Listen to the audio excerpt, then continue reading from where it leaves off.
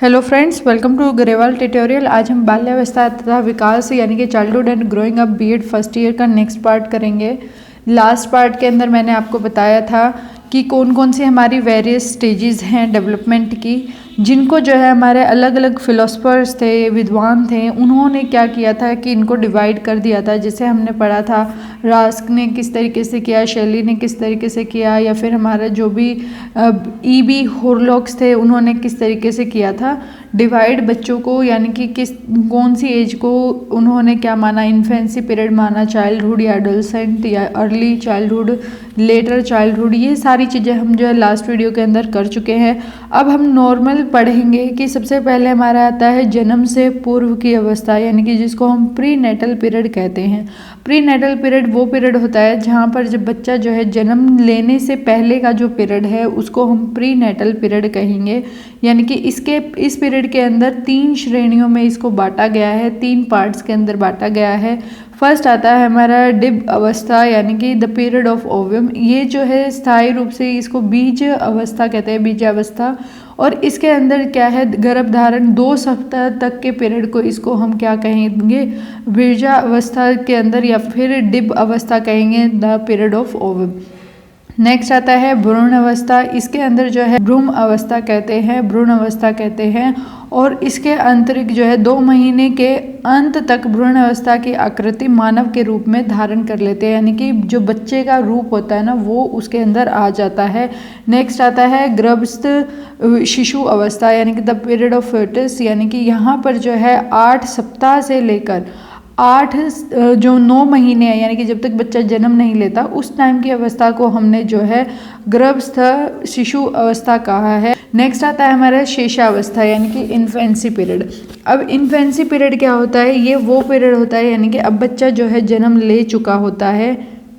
Infancy period के अंदर जो स्टार्टिंग के हमारे 2 हफ्ते होते हैं उसके अंदर जो है बच्चा अपने वातावरण से भी उसको क्या है, मतलब कि उसको पता नहीं होता वो क्या कर रहा है, किस तरीके से रह रहा है। लेकिन 2 हफ्ते के अंदर अंदर वो चीज़ों के साथ जुड़ने लग जाता है, उसको आसपास की चीज़ें जो है उसके माइंड को जो है स्ट्राइक करने लग जाती है, समझ आने लग जाता है उसका। सेकंड आता है कि ये जो प्रक्रिया हमारी 2 वर्ष तक चलती है, जब जो इन्फेंसी पीरियड है हमारा, यानी कि शेषवावस्था जो है वो हमारी 2 साल तक चलती है।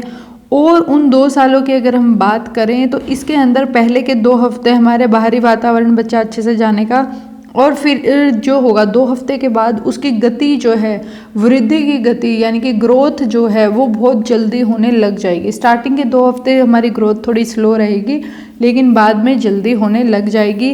व्यक्ति का जितना भी मानसिक विकास होता है ना उसका आधा 3 वर्ष की आयु तक हो जाता है, यानी कि जो आपका माइंड आज के टाइम पे है वो ऑलरेडी आधा जो है उसका वो कब डेवलप हो चुका है, जब आप 3 साल के थे, 3 वर्ष के थे, उस टाइम तक आपका आधा माइंड डेवलप हो चुका होता है। नेक्स्ट आता है इसके अंदर जो है परिणाम स्वरूप क्या होता है, वो उठने लगता है, बैठने लगता है, खेलने चलने जैसी क्रियाएं करना शुरू कर देता है। नेक्स्ट आता है हमारा पूर्ण बाल्यावस्था, यानी कि अर्ली चाइल्डहुड। ये जो है इसमें 2 से 6 साल या 7 साल के बच्चों को इस कैटेगरी के अंदर डाला गया है। और इसमें बताया गया है कि जो बच्चे का विकास है ना वो शेषावस्था की भांति कम उसकी तीव्रता रहेगी, यानी कि शेषावस्था यानी कि इन्फेंसी पीरियड में जो हमारा मतलब कि डेवलपमेंट हो जाता है, जैसे कि बताया गया है कि 3 वर्ष तक बच्चे का आधा माइंड डेवलप हो जाता है, तो उसके बाद जो उसकी तीव्रता होती है ना वो धीरे हो जाती है। पूर्ण बाल्यावस्था बालक इसमें क्या करता है, यानी कि यहाँ पर जो है बच्चा अपने कौशलों पर ध्यान देना शुरू कर देता है, जैसे बोलना, गेंद फेंकना, चलना, दौड़ना या ठोकर मारना, ये क्रियाएं जो है वो सीख जाता है। नेक्स्ट हमारा जाता है उत्तर बाल्यावस्था, यानी कि लेटर चाइल्डहुड। ये जो है 6 या 7 वर्ष के बच्चे या फिर 10 या 11 वर्ष के बच्चों तक को इस एज के अंदर इंक्लूड किया गया है, इस स्टेज के अंदर इंक्लूड किया गया है, जो कि है उत्तर बाल्यावस्था। इसके अंदर जो है बालक पूर्ण आत्मविश्वास जो है ग्रहण कर लेता है, उसके अंदर कॉन्फिडेंस वगैरह आ जाता है और वो विभिन्न कौशलों का विकास भी उसका हो जाता है, यानी कि अलग अलग जो हमारे कार्य हम कर रहे हैं उन चीज़ों का भी डेवलपमेंट हमारा जब हम 6 साल से 11 साल के बच्चे होते हैं उस टाइम पर हो जाता है। विकास के इस अवस्था की मुख्य विशेषता बालक का सामाजिकरण है, यानी कि यहाँ पे जो है बच्चे का सामाजिकरण हो जाता है, सोशलाइजेशन जिसे हम कहते हैं। यानी कि अब बच्चा क्या करता है कि बाहर जाता है, स्कूल वगैरह जाना शुरू कर रखा है उसने, वो वहाँ पर अलग अलग लोगों को देखता है और वहाँ से कुछ ना कुछ चीज़ें सीखता है। तो ये जो कारण है यही है कि वो क्या कर लेता है, उसके अंदर आत्मविश्वास की डेवलपमेंट कर लेता है, या फिर वो कौशल जो वो सीखना चाह रहा है वो सीख पाता है। जैसे कि बालक जो है पढ़ना लिखना, अपने साथियों के साथ रहना या प्रतियोगिताओं में पार्टिसिपेट करना, ये सारी चीज़ें जो है ग्रहण कर लेता है। नेक्स्ट आता है हमारा किशोरावस्था यानी कि एडोलसेंट। अब एडोलसेंट के अंदर कौन से बच्चे आएंगे, जो कि 11 वर्ष या 12 वर्ष से लेके 21 वर्ष तक की इस अवस्था को क्या माना जाता है, एडोलसेंस माना जाता है। इस अवस्था की शुरुआत यानी कि ये जो है हमारी प्यूबर्टी पीरियड से आरंभ हो जाती है, यानी कि जब बच्चा 12 या 13 साल का होता है उस टाइम से ये शुरू हो जाती है। इसमें हमारा जो रिप्रोडक्टिव सिस्टम है वो डेवलप होना शुरू हो जाता है।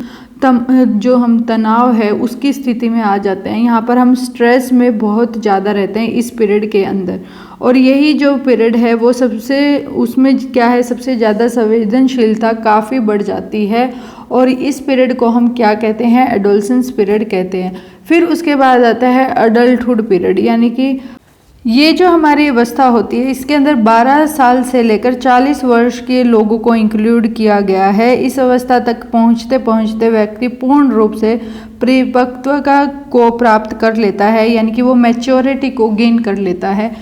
हमारी कौन सी एज है, वो अडल्टहुड माना गया है उस स्टेज को, और यहाँ पर कौन सी एज के लोग हैं, जो कि 12 साल से लेकर और 40 साल के लोग जो हैं इसके अंदर आ जाते हैं, और वो अपनी क्या है मैच्योरिटी अटेन कर लेते हैं।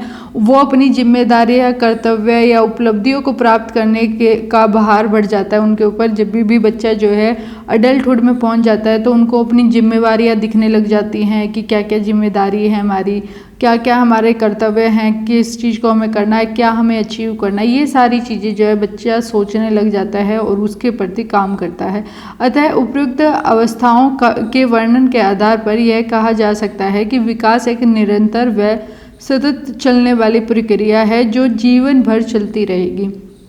तो हम ये कह सकते हैं जैसे कि हमारी जो ये एजेस हैं, जो स्टेज हमने किया है कि बच्चा जो है बिफोर बर्थ से लेकर आफ्टर जो है मतलब कि बर्थ के बाद भी हमारी डेवलपमेंट चलती रहेगी। हम infancy, early childhood, late childhood, adolescent, adulthood और ओल्ड एज भी हमारी एक तरीके से स्टेज है। तो यहाँ तक हम पहुँच जाते हैं, और यह एक ऐसा प्रोसेस है जो कि टिल बर्थ टू डेथ तक रहेगा, यानी कि जब तक हमारी मृत्यु नहीं हो जाती उस टाइम तक हम भी हमारे अंदर होती रहेगी। और यहाँ पे जो है नैतिकता, अत्यधिक गतिशीलता, रचनात्मक या रूढ़िवादी तत्वों का विरोध करने वाली हमारे अंदर क्या आ जाती है, मतलब कि हम क्या करने लग जाते हैं, हमारा व्यवहार इस तरीके का हो जाता है, हम सारी चीज़ों को समझने लग जाते हैं और धीरे धीरे या फिर एक जैसे हम सत्य या ईमानदारी के रास्ते पर, दयालु, ये इस प्रकार की भावनाएं हमारे अंदर आ जाती हैं। और ये एक हमारा प्रोसेस कंटिन्यू चलता रहेगा टिल डेथ तक। अगर आपको इसके अंदर कोई डाउट है कमेंट में ज़रूर पूछें, अपने फ्रेंड्स के साथ ज़्यादा से ज़्यादा शेयर करें एंड चैनल को सब्सक्राइब करें। Thanks for watching.